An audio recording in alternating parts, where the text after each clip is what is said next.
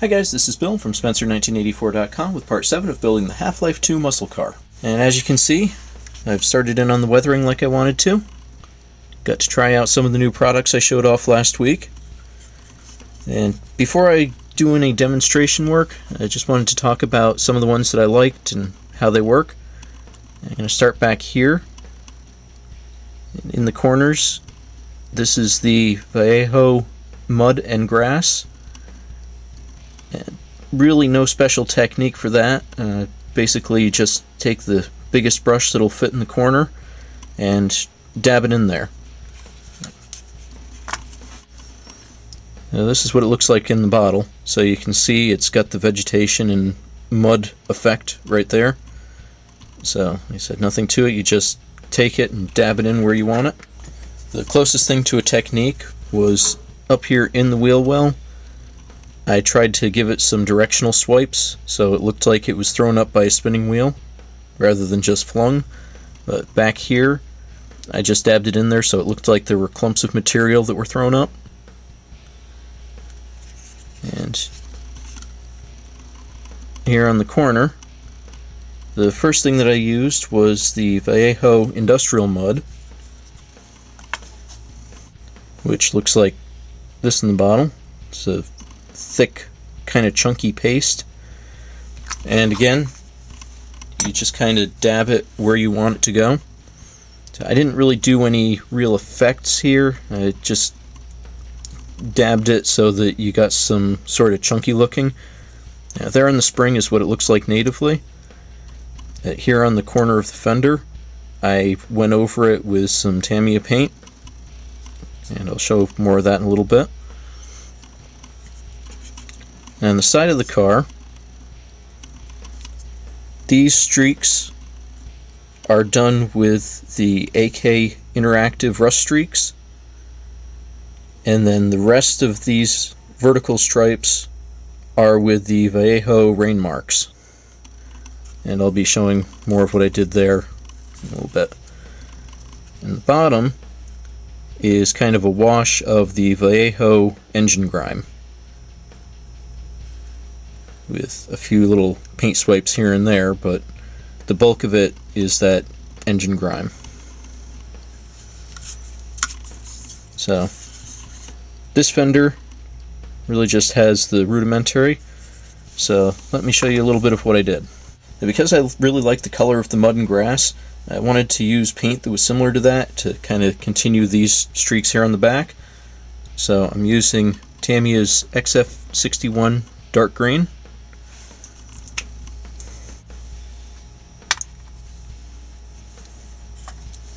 And what I did on the rear fender here was I just took a little bit of it on the brush and I swiped, trying to follow the edge of the tire so that it looked like the spinning tire was throwing from that edge. And I did a little bit of that on the front wheel as well, but because the front wheels aren't powered, they don't have the same spinning effect. So for up here, I just did some streaks.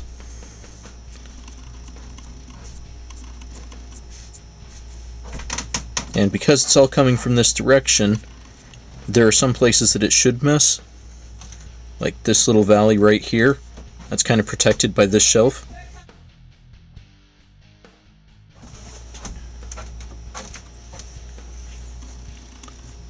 And go a little heavier in here, where the heaviest gets really splattered up in there.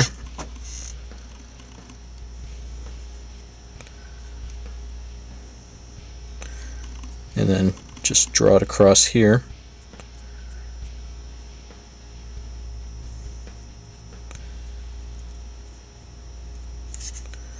And a little bit on the bottom as well. So you end up with kind of a splattered directional effect of that.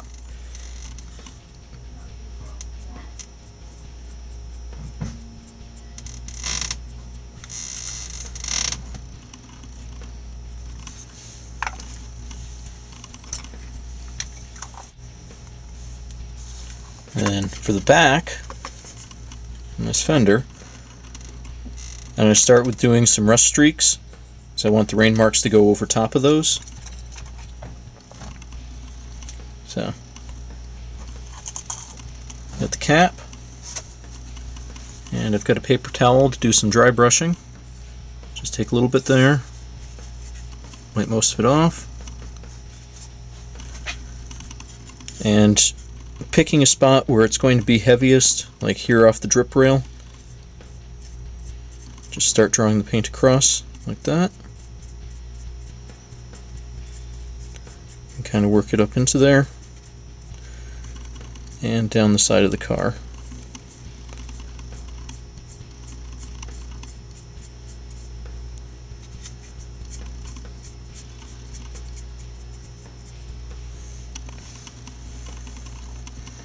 And this stuff builds up pretty well,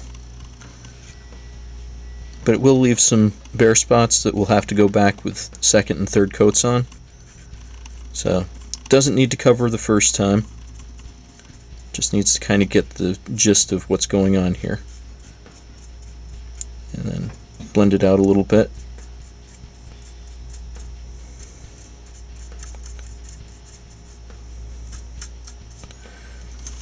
And I want another one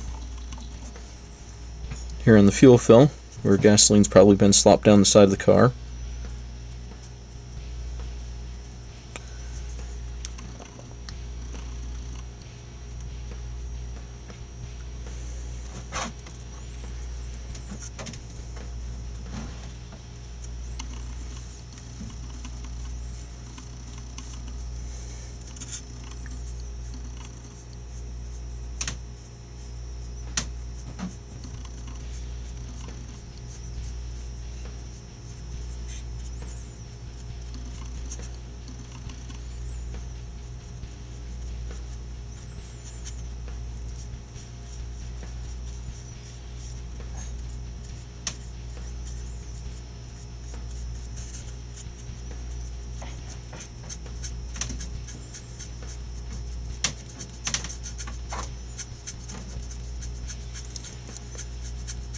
And you can see how that leaves some pretty realistic deposits there.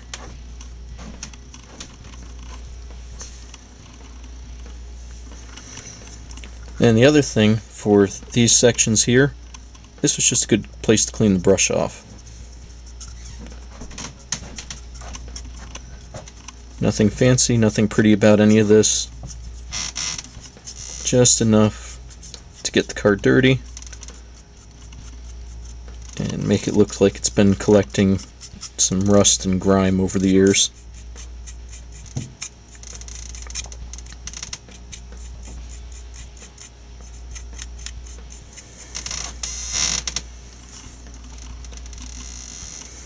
And this spot where it's still really light, just dab some of that in there.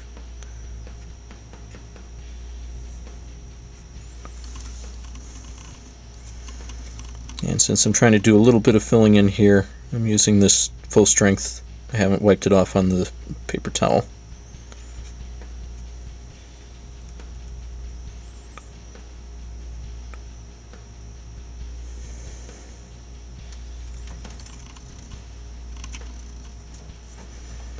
And you can also stipple it to kind of fan out the pattern a little bit and also give it a little bit more rust texture.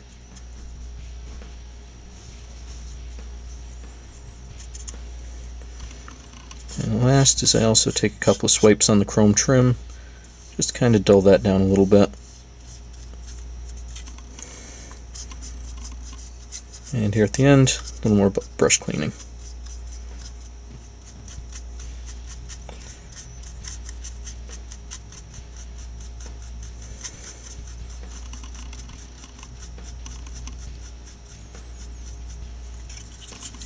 So there you've got the beginnings of it,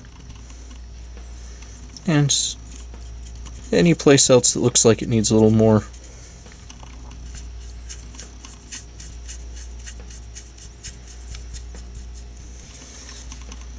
That'll do.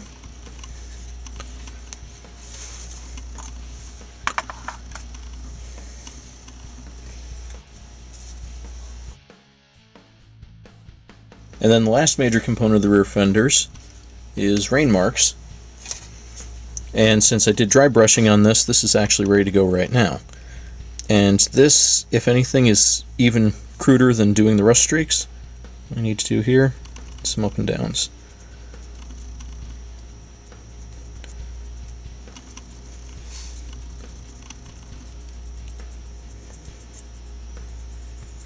And where it's heavy, just go back over it.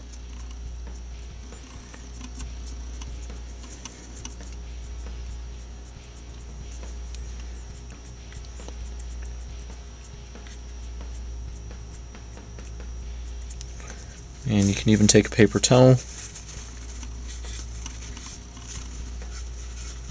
do some wiping.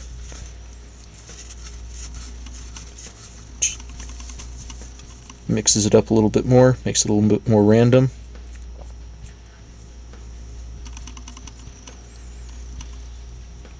You don't want it too even, you don't want it too uniform.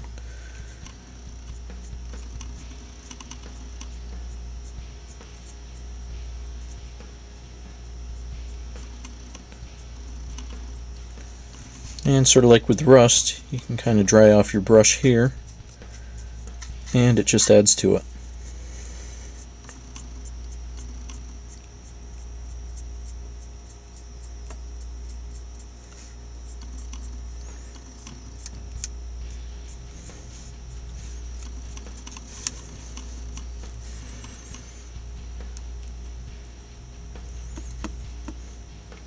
And you want to make sure you get all these spots on the bottom as well.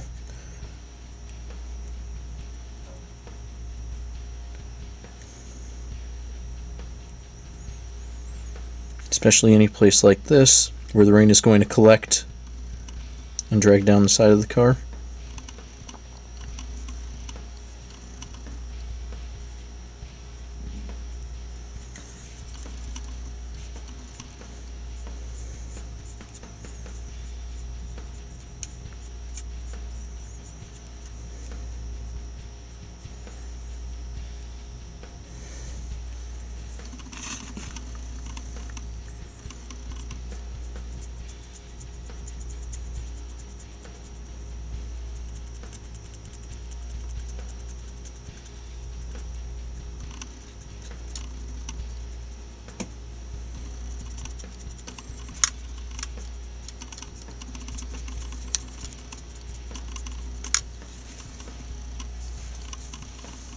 And so that's pretty much it.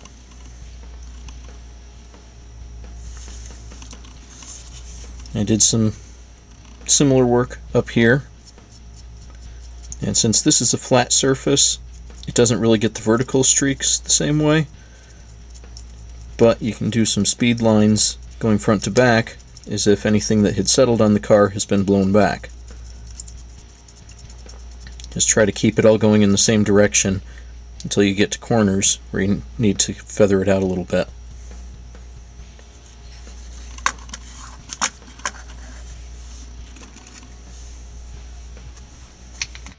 So really that's pretty much what I do for weathering on these. I don't do it all in one shot. I will go back through once this is all dry and I'll add another layer to it. I might do some spot work like right here. This is a little light, so I'll go back through and darken it a little bit, do a little more feathering so that it looks like a growing rust spot. Right here the same way. And I'll also add some lighter color weathering to the roof, be a combination of the rain marks like what I did here on the fender, and I'll also do some pastel probably around the corners. And then of course the engine and the tires are way too clean, so I'll have to go back through and do some work on them as well.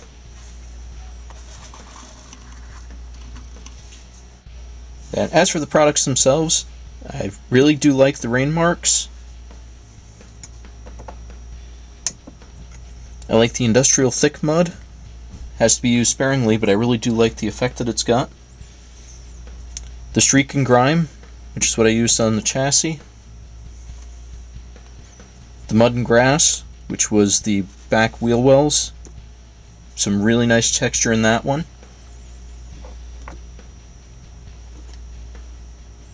and the rust streaks, which is a little bit difficult to work with at first, but once you practice with it a little bit, I like it. I definitely like the way that it blends, like right through here, and it's definitely got some possibilities. The more I learn about it, the more I think I'll like it. I was not really impressed with the splash mud. I think I got some better effects using paint, and same deal with the rust deposits. It worked okay, but not brilliant. I haven't tried the engine grime yet. That one's going to have to come when I do the rest of the engine work up here. So far, of the 8, 5 I definitely like. 2, they're not bad, they're just not something that I would be using very frequently. But these ones are definitely well worth it from what I see. And I've got a feeling that, like I said, the more I use them, the more I get familiar with them, the more I'll like them. So there's my weathering review / how-to. I'm going to let all this dry, like I said, do a little bit more spot work on it, and then next week I'll be doing some more work on weathering the interior, the engine, and I'll show what the final results of the top and these rear fenders look like. So check back then. Thanks for watching.